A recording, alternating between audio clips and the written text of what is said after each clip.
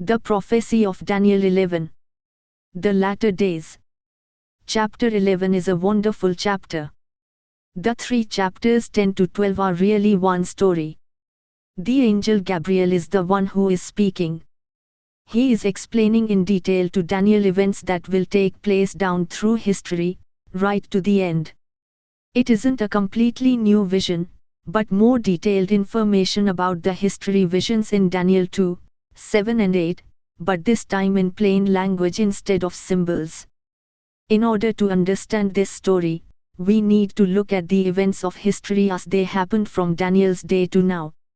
It can be hard today to find a good history book that will tell us the true happenings, as there have been many people busy changing the history books. Also, history is no longer taught in school as much as it used to be. We are thankful that prophets of God have kept many old books from being destroyed so we can get the facts. Why is this? Well, Satan is planning to get people to do some things that history plainly shows are wrong and stupid.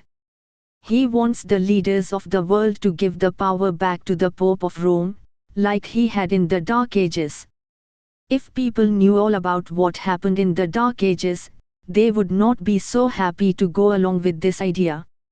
So agents get busy and rewrite history, get rid of important history books from libraries, and tell people lies instead.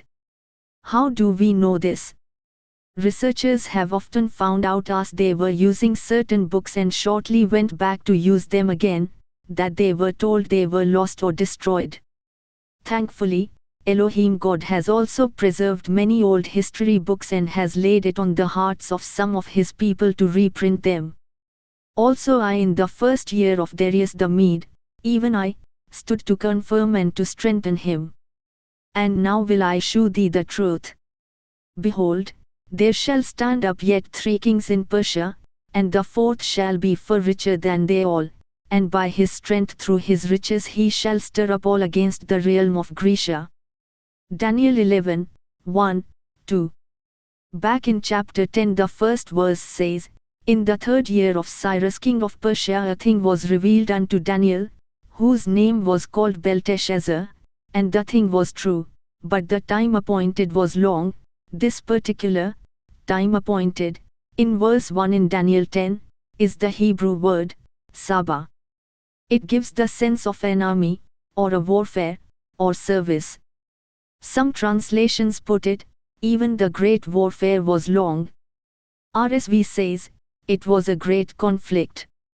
Moffat says, a true revelation of a great conflict.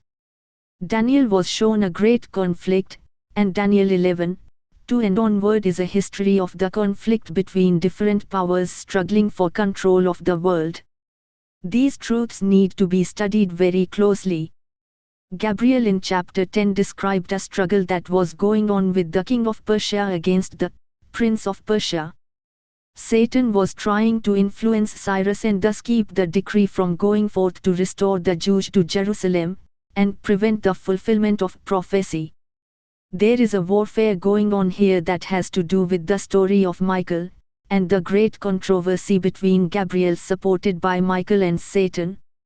In verse 1, Gabriel tells Daniel that he was also supporting Darius the Mede. He confirmed and strengthened him in his first year. History tells us that Cyrus is the one that conquered Babylon. Darius the Mede, an older man, was the uncle of Cyrus, and he put Darius in charge of Babylon after he conquered it. Darius the Mede is the one that was tricked into having Daniel thrown into the lion's den.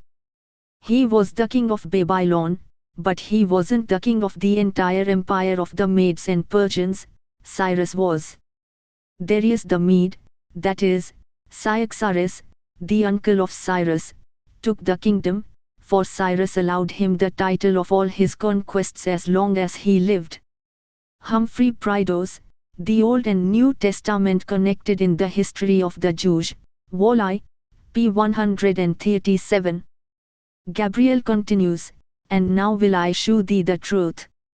Behold, there shall stand up yet 3 kings in Persia, and the 4th shall be far richer than they all, and by his strength through his riches he shall stir up all against the realm of Grecia. These were 3 kings following Cyrus, the king that conquered Babylon.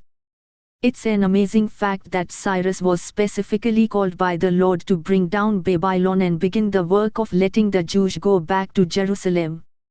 The Lord was interacting with these kings as they marched through history in a very special way. That sight of Cyrus, "He is my shepherd, and shall perform all my pleasure," even saying to Jerusalem, "Thou shalt be built," and to the temple, "Thy foundation shall be laid." Isaiah 44:28. Cyrus had already been named in the Bible, long before he was born. This truth was part of what gave him the insight and understanding to work in favor of the Jews. "Thus saith the Lord to his anointed, to Cyrus, whose right hand I have holden, to subdue nations before him, and I will loose the loins of kings, to open before him the 2-leaved gates, and the gates shall not be shut." Isaiah 45:1. Sure enough, when Cyrus attacked Babylon, the special protective gates were open. There was going to be 3 kings that stood up in Persia after him, and then a 4th that would be far richer. The son of Cyrus, Cambyses, was the first of these 3 kings, and he started a campaign to conquer Egypt once he was king. He got the throne by assassinating, so that there was no question about who was going to follow Cyrus. He murdered his became king. Then he made an attack on Egypt, and was successful. He gathered some of the Egyptian idols, wealth, silver and gold, and was on his way back from Egypt. He found out that a man, pretending to be who he had murdered, had taken the throne. This man was called Smerdis, which was the brother's name, but in history he is called false Smerdis. He wasn't the real Smerdis, but he took the throne anyway. On his way back from Egypt, Cambyses realized that this impostor had taken his throne. Some historians say he committed suicide, some say that he died of an accident. This false Smerdis was a Mede and wasn't sympathetic to the work of the Jews restoring Jerusalem. He actually issued a decree to stop the work. 7 or 8 months later he was dead, and the 3rd king came up. Darius, not Darius the Mede, but Darius the Persian. He is again sympathetic to the need of the Jews to return to Jerusalem. He put forth the 2nd of the 3 decrees that allow the 2300-day prophecy to begin. It allowed the Jews to have full autonomy in their country. After him, it says, there would be a 4th king that was far richer. This 4th king, Xerxes, was wealthy. He put together a great army to attack Greece, but he failed in his plans. The verse says he stirs up the realm of Greece, and they begin preparation to come later and sweep away the kingdom of the Medes and Persians. There were 9 other kings that followed in the history of the Medes and Persians, but only these are mentioned, because they are the points of reference that the prophetic record wants to give us. The king that followed Xerxes was the king that gave the 3rd and final decree, Artaxerxes, the son of Xerxes. In the Bible record, these kings have Hebrew names and also Persian names. Cambyses is the Artaxerxes of Ezra 4. Darius, the king that was 3rd in line after Cyrus, is Xerxes. The king that was much richer and stirs up the realm of Greece against the Medes and Persians. He is the Ahasuerus of Esther. The Bible record shows every one of these kings, except for Smerdis, had a direct connection with the work of bringing the Jews back to Israel.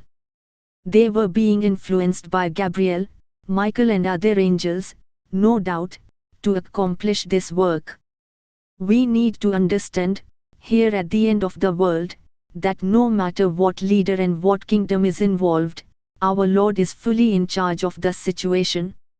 The time of trouble is just before us, the greatest time of trouble there ever will be in 2024 AD up to 2030 AD, and we need to have the trust and confidence of Daniel. Daniel walked into the crisis situation at Belshazzar's feast, when the handwriting was on the wall. Daniel knew that, if not then and there, in a very short period of time, Cyrus and the Medes and Persians were going to conquer Babylon. He had the faith and character to walk in and tell Belshazzar, "No, I don't want your gifts that you are giving me, but I will read this to you," and he explained it to him. This is just what God's people are going to do at the end of the world.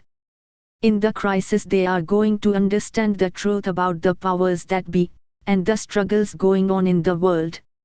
They will have the same confidence, the same trust that Daniel had, and give the faithful witness and true testimony at that time.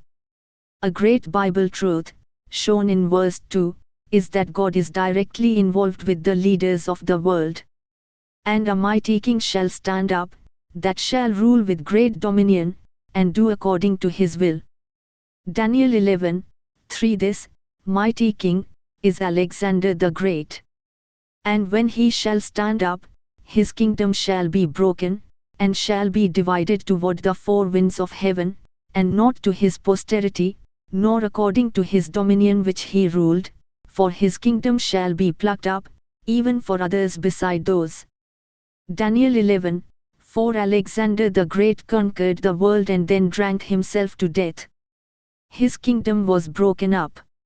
The next verse talks about four winds, and the previous prophecies of Daniel say that his kingdom was divided into the four winds. But at first there were 36 generals fighting to take control of Alexander's kingdom. Finally it got down to four: Cassander, Lysimachus, Seleucus and Ptolemy. These four continued to struggle for the dominion of Alexander's kingdom, until there were only two kingdoms left. Ptolemy, who was in control of the southern area of Egypt.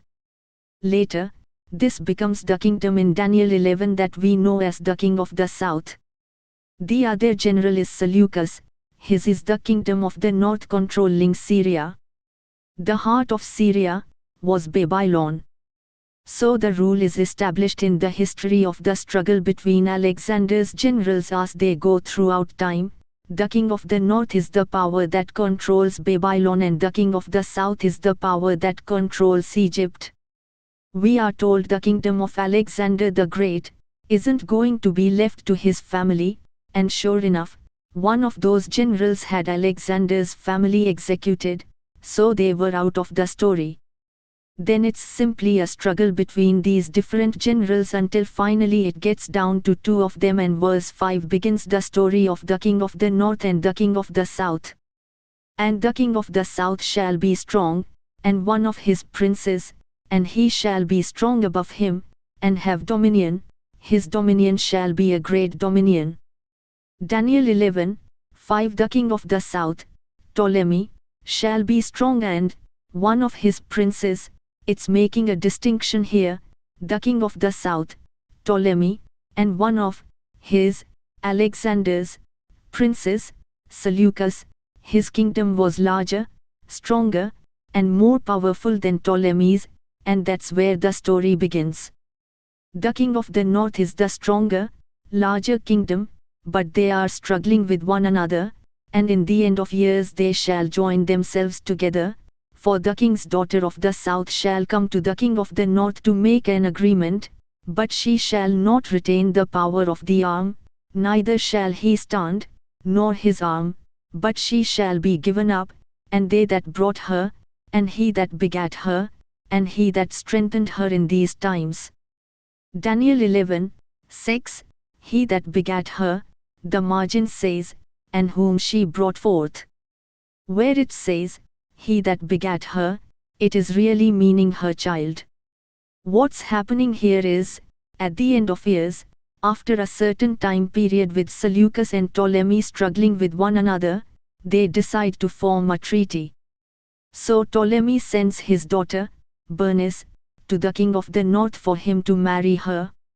But the king of the north is already married, so to do this, he has to put away his wife, Lodice. This was their agreement of peace. But it says, she shall not retain the power of his arm.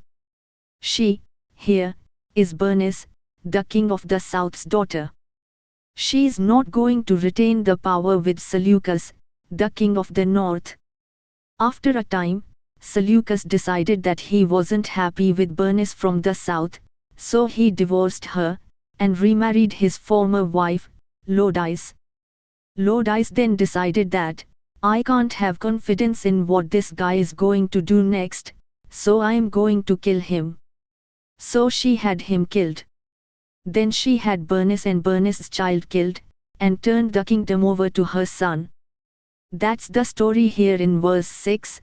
The daughter of the king of the south will not retain the power of arms, she is going to be set aside, by the king of the north, as a wife.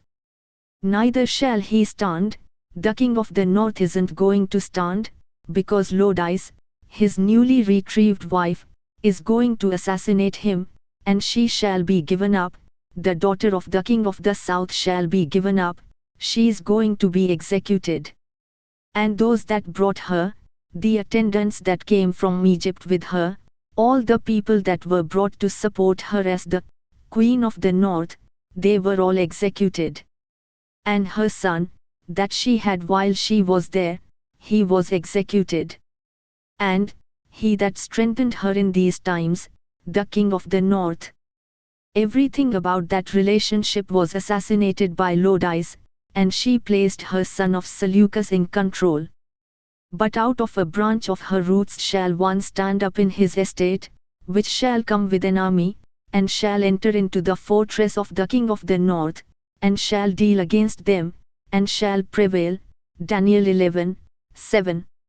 A branch of her roots, meaning the king of the south, where she came from, shall one stand up in his estate, which shall come with an army, and shall enter into the fortress of the king of the north, and shall deal against them, and shall prevail.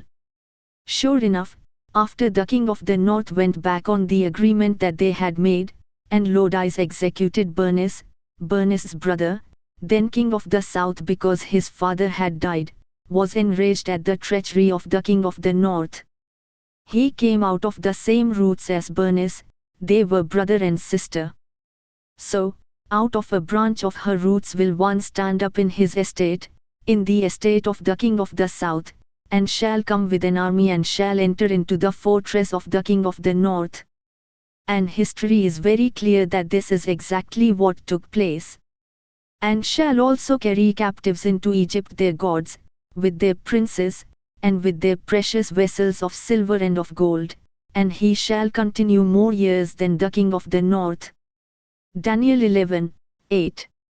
History shows the Egyptians, after this king of the south had marched on the king of the north, went all the way to Babylon, entered his fortress, and conquered that area, retrieving the booty that had been carried out of Egypt way back when Cambyses, the second king, verse 2, that stood up after Cyrus, had brought back from his campaign against Egypt.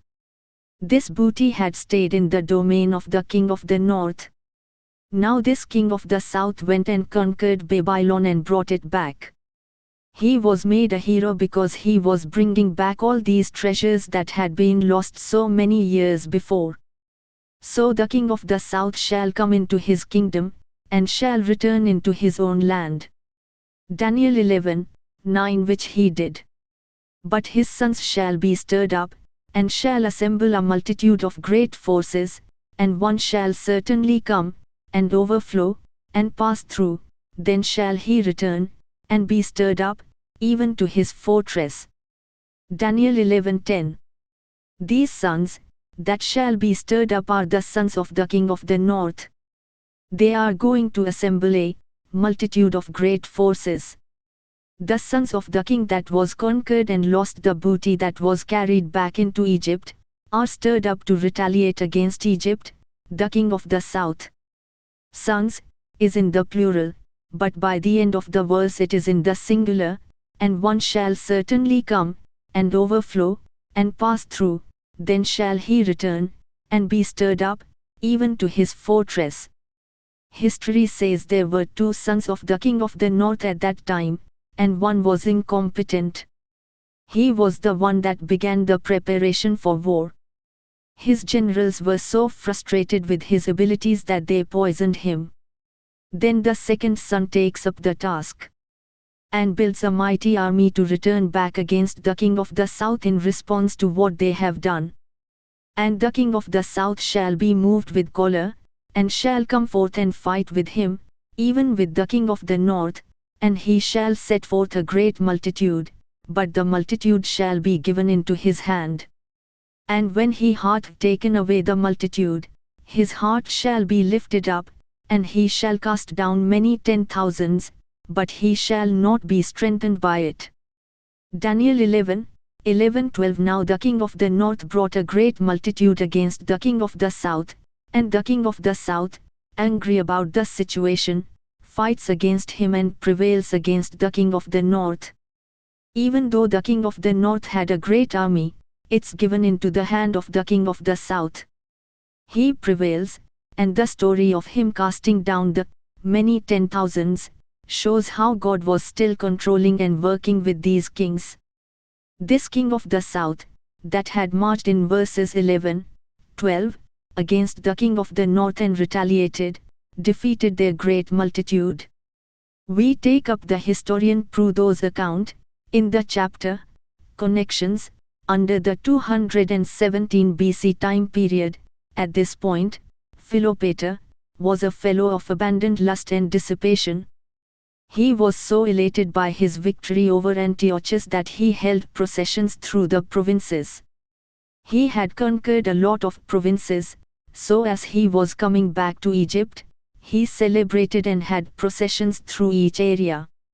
He entered Jerusalem, and after a blasphemous act of offering sacrifices to God, he tried to enter the most holy place of the temple, in spite of the protest and entreaties of the Jews in charge.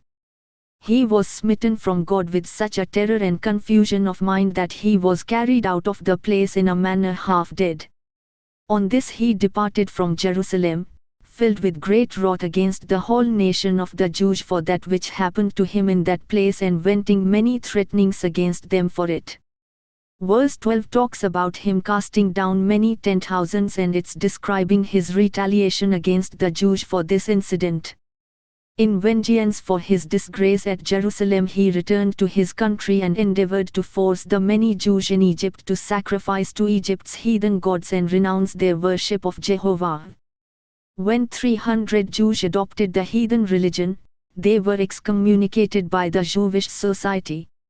Regarding this as a further insult to himself, Philopator determined to destroy the Jews in his dominion and commanded that as many as could be rounded up, be brought in chains to Alexandria. These were placed in a large arena, and it was proposed that on a certain day, a great public spectacle would be made, by turning wild and drunken elephants upon them. The devout Jews earnestly called upon God, and when the appointed time came, the drunken and maddened beasts were let loose.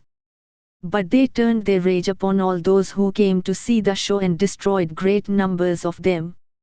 Besides, several appearances were soon seen in the air, which much frightened the king and all the spectators. All which, manifesting the interposal of divine power in the protection of those people, Philopator durst not any longer prosecute his rage against them, but ordered them to be all set free, and fearing the divine vengeance upon him in their behalf, he restored them to all their privileges, rescinding and revoking all his decrees, which he had published against them. 3 years afterwards, however, in 213 BC, Philopator, on another pretext, slew 40,000 Jews. Thus he cast down 10,000s. Pagan Rome starts its first rise to power, for the king of the north shall return, and shall set forth a multitude greater than the former, and shall certainly come after certain years with a great army and with much riches. And in those times there shall many stand up against the king of the south, also the robbers of thy people shall exalt themselves to establish the vision, but they shall fall. Daniel 11:13-14. After the king of the south retaliates on the king of the north, he makes his triumphant march back to Egypt, and tries to enter the most holy place, but God prevents it. In time the king of the north returns, putting together a great army. That king of the south later dies, leaving his son as heir of the throne, but his son is only 5 years old. In those times, when the king of the south is only 5 years old, he is very vulnerable, and the king of the north is ready to retaliate against the king of the south. In those times, there shall many stand up against the king of the south. The many refers at this time to the Macedonian king, Philip of Macedonia. He makes an agreement with the king of the north, saying, "Let's go and take the king of the south, and, when we conquer him, I get the geographical area close to me, and you get the area closer to you." They form this alliance. At the same time, men in Egypt also see the vulnerability of the king of the south, and plan to do away with him, and usurp the throne of the king of the south. So, in those times, there shall many stand up against the king of the south. The people in Egypt stand up against the 5-year-old child king of the south. The king of the north stands up against him. Philip of Macedonia in confederacy with the king of the north stands up against him. Also the robbers of thy people shall exalt themselves to establish the vision, but they shall fall. We now look at this phrase, they shall fall.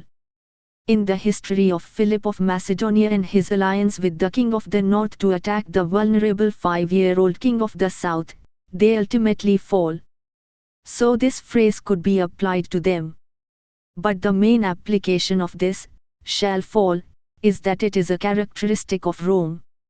Rome is here introduced for the first time into chapter 11 as the robbers of thy people.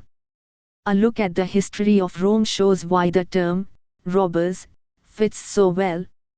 The Italian peninsula at that time in history was known to be where a band of robbers and thieves hid out. They would strike out from their base in Italy, and not only steal gold and booty, but they were infamous for stealing wives and women. They were known throughout that area as thieves and robbers. They came mainly from Greek heritage. Italy was basically a place for them to hide out. So when we see the term robbers applied to them, it's very fitting, the robbers of thy people. This is Rome coming into the prophecy. It says that Rome shall exalt themselves. One of the characteristics of all these pagan powers in the book of Daniel is that they exalt themselves, but the main power that exalts itself is Rome. Here is a most important phrase about these people: the robbers of thy people shall exalt themselves, and they are the ones that establish the vision. This is the main focus in Daniel 11. This vision, whether it's talking about Medes, Persians, Greeks, or whatever, the power that makes this vision stand is Rome. This is the point of reference. This is the truth in verse 14. The focus of Daniel 10, 11 and 12 is about Rome. These other kingdoms are the history that leads to Rome, and from verse 15 onward, Rome is going to become king of the north, and it will remain king of the north until it comes to its end, until it falls. That's what verse 14 is saying, and from here onward, Rome is the focus of this prophecy. There are 3 different Roman powers in verse 29. We now begin dealing with the history of how Papal Rome came to control the world. The history of Rome from verses 14 to 29 is the history of pagan Rome. In verses 29 to 40 is the history of Papal Rome, the first time around. Then in verse 40 and onward, it shows the third history of Rome, modern Babylon, the papacy of today. There is a pattern used in all 3 of those scenarios. It first describes how Rome comes to control the world, and then it drops back into that same history to describe how Rome dealt with God's people during that time period. Remember verse 13 says, "For the king of the north shall return, and shall set forth a multitude greater than the former, and shall certainly come after certain years with a great army and with much riches." This describes the time when Egypt's king had died and left the kingdom of Egypt to his 5-year-old son and his daughter, Cleopatra. The next verses show Rome coming into the picture. Verse 14 says there would many stand up against the king of the south at this time. Not only did this happen immediately after the king died and left his kingdom to his children, but there was a struggle in Egypt itself, to try to take control. Also Philip of Macedon and the Assyrian kingdom, the king of the north, decided they would join forces and go and take Egypt and divide up that kingdom among themselves. Verse 14 follows saying, at this time the robbers of thy people will stand up, and sure enough, in that situation, Rome began to make moves towards being a kingdom in the world. They had already fought some wars in northern Africa, and they accepted the responsibility of being the protectors of these children. They let it be known that if Syria, the king of the north, and Macedonia were going to come after Egypt, they were going to have to deal with Rome as well. So the king of the north shall come, and cast up a mount, and take the most fenced cities, and the arms of the south shall not withstand, neither his chosen people, neither shall there be any strength to withstand. Daniel 11:15. So the king of the north begins to make his march on the child king of Egypt, and the protectorate of Rome that was managing Egypt during that time. He hired an army, this is the chosen people, in verse 15. The protectorate of Egypt selected this army. The king of the north came against them and just wiped them out basically. There's more details to the battle that went on there, but this hired army, mercenaries, we would call them today, those chosen people, couldn't stand, they didn't have strength to withstand. They came almost all the way into Egypt, but they don't quite get there. But he that cometh against him shall do according to his own will, and none shall stand before him, and he shall stand in the glorious land, which by his hand shall be consumed. Daniel 11:16. This was Pompey. This verse here is saying that as the king of the north, Assyria decides to make its move on Egypt, even though the Romans had said, leave Egypt alone, Rome goes into battle against them and Pompey goes through Assyria and levels it. We need to look closely at who the king of the north is, and who is the king of the south. Here in the first part of this verse, when Rome overcomes Assyria, Rome becomes the king of the north. The rule is the power that controls the geographical area of Egypt is the king of the south, and the power that controls the geographical area of Babylon is the king of the north. Babylon was the center of the Assyrian kingdom.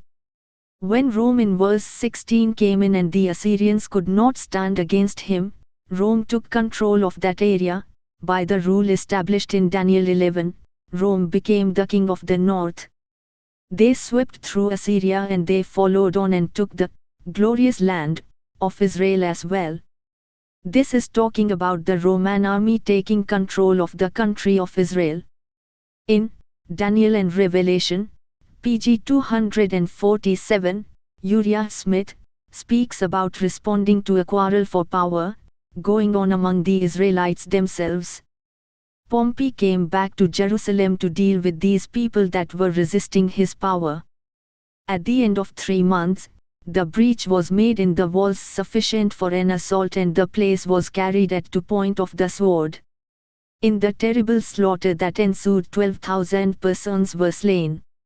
It was an affecting sight, observes the historian, to see the priest engaged at the time in the divine service with calm hand and steady purpose pursue their accustomed work apparently unconscious of the wild tumult until their own blood was mingled with that of the sacrifices they were offering.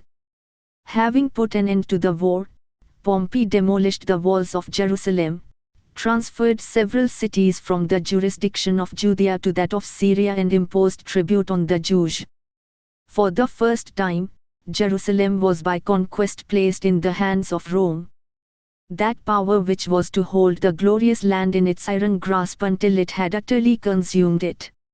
The point that has a bearing on the final verses in this chapter is when Rome conquered the glorious land. In verse 16, they weren't overthrowing the religion of the Jews, or destroying the temple. They were taking control of the country of Israel, the glorious land. We have to remember this, if we are going to correctly divide the word of God when we get to the end verses. He shall also set his face to enter with the strength of his whole kingdom, and upright ones with him, thus shall he do, and he shall give him the daughter of women, corrupting her, but she shall not stand on his side, neither be for him. After this shall he turn his face unto the isles, and shall take many, but a prince for his own behalf shall cause the reproach offered by him to cease, without his own reproach he shall cause it to turn upon him.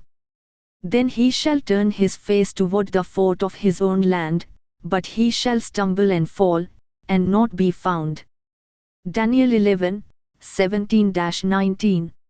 What is described here initially, is that Rome at this point determines that it's going to use its strength to conquer the entire kingdom of Alexander the Great. In other words, Rome had already taken the kingdom of the north when Assyria fell, and then it's taken the kingdom of the glorious land, and now it decides it's going to take the king of the south, and when it does that, it will have taken the whole kingdom of Alexander the Great.